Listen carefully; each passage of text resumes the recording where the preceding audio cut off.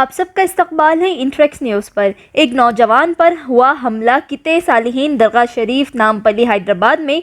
तफसीलात के मुताबिक हबीब सोहेल अल इदरूस जो हबीब सैयद के बेटे हैं, इतवार के रोज़ अपने दादा की खबर बर फातिहा ज़ियारत करने गए थे।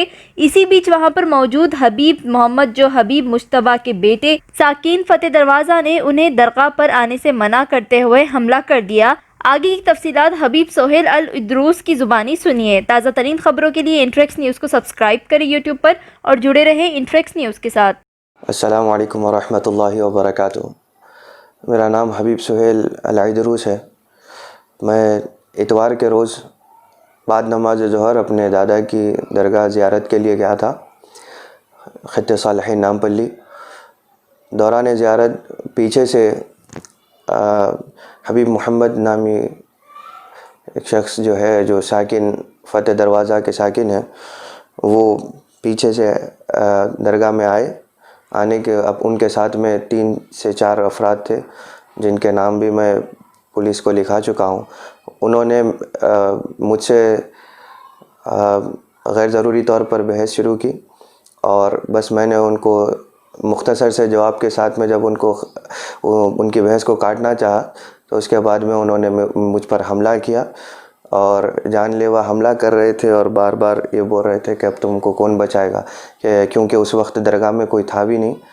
और उन्होंने मौके का फ़ायदा उठाकर मुझ पर ज़ोरदार हमला किया, जिसकी सीसीटीवी फुटेज भी हम कंप्लेंट के साथ में पुलिस स्टेशन हबीब नगर में दे चुके हैं। मैं उस वक्त ज़ियारत के दौरान अकेला था। ये हमले की वजह क्या है?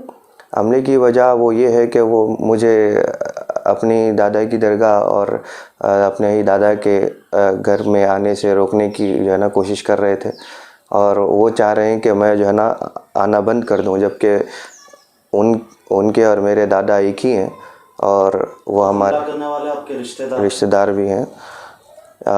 और उनको बेजा उनके जहन में चंद शुकूक और शुबहात है, जिसको उनके साथ वालों ने शायद फ़रोग़ दिया, जिसकी वजह से उनका शक इतना बढ़ गया कि वो दीवानगी की हद से जो है ना मुझ पर हमला करने लगे। और ये एक बार नहीं था, माजी में मेरे साथ में एक एक्सीडेंट भी करवाया गया था।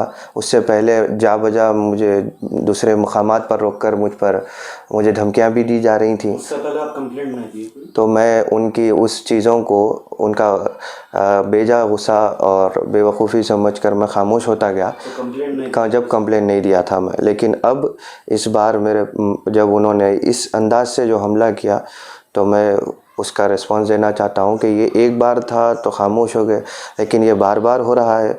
और वो धमकियाँ भी दिए थे और वो धमकियों को पूरी करने लगे। तो अब अगर मैं नहीं भागता अगर दरगाह से, तो मालूम नहीं था कि वो क्या कर देते। मैं सीधा फिर पुलिस स्टेशन गया, कंप्लेन लिखाया। उनके साथ हथियार हुए? मुमकिन है जब वो मेरे पीछे भाग कर आ रहे थे, उनके हाथ में कुछ हथियार भी था, लेकिन मैं चूँकि अपनी जान बचाने की उसमें था, मैं जो है ना ज़्यादा कुछ मैं उस बारे में गौर नहीं कर सका। पुलिस स्टेशन में आप कब दिए कंप्लेंट? पुलिस स्टेशन में मैं उसी दिन कंप्लेंट कर चुका था, जिसका एफआईआर कॉपी मेरे को पहुंच गया। मैं हबीब नगर पीएस में मैंने कंप्लेंट लिखाई थी। कुछ कंप्लेंट पेपर है आपको? कंप्लेंट पेपर की पीडीएफ है मेरे पास। तो ये कंप्लेंट का एफआईआर कॉपी है और साथ में जो है सीसीटीवी फुटेज भी है, जो हम अटैच कर चुके थे सबमिशन के दौरान। तो मैं ये समझता हूँ कि उनका हमला यहाँ पर रुकेगा नहीं, बल्कि मुमकिन है कि मुस्तकबिल में वो मेरे ऊपर और भी जानलेवा हमला कर सकते हैं, या कोई और भी किस्म के, या वो ख़ुद करेंगे या किसी और से भी करवा सकते हैं। उनके साथ में और चंद अफराद हैं और उस दौरान नाम लेना चाहिए?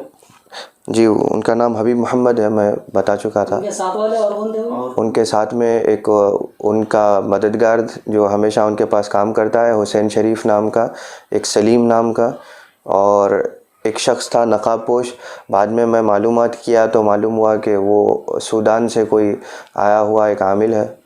पता नहीं, अल्लाह पता नहीं ये कहाँ रहते हैं। मैं इन तमाम के तो एड्रेस नहीं जानता, क्योंकि मेरे उनसे कोई ताल्लुक़ात नहीं है।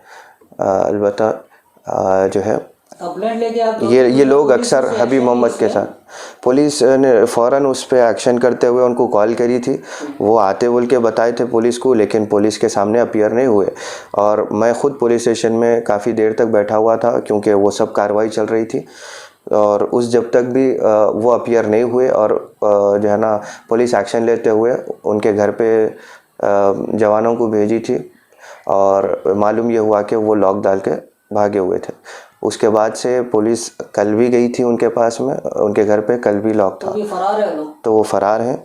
और हमले में आपको कुछ इंटरनल इंजर्ड हुआ? मेरे को इंटरनल इंजरीज यानी कि जो नहीं दिखाई दे रही, वो इंजरीज ज़्यादा हैं। यहाँ पर ज़ख़म थे जिसको मैं बिल्कुल 2 दिन से जी मैं पूरा मेडिकल भी मेरा जब भी पुलिस वाले कराए थे। और ये पार्ट पूरा चूँकि असल यहीं से उन्होंने हाथ उठाए थे और घूंसे मारे पेट में, और वीडियो में भी है वो घूंसे पेट में भी मारे, घुटने से मार रहे थे और लिटा के मारने की कोशिश चल रही थी, तो वगैरह वगैरह ये हमला चला। मैं हुकूमत तेलंगाना से दरख्वास्त करना चाह रहा हूँ कि वो मुस्तक़बिल में भी अगर मुझ पर कोई हमला होता है तो वो इससे मेरी मुहाफ़िज़त के लिए सिक्योरिटी फ़राहम करें, क्योंकि मुहाफ़िज़त यकीनन अल्लाह के हाथ है, लेकिन तदबीर हमारा काम है। शुक्रिया। Subscribe now and press the bell icon. Never miss an update.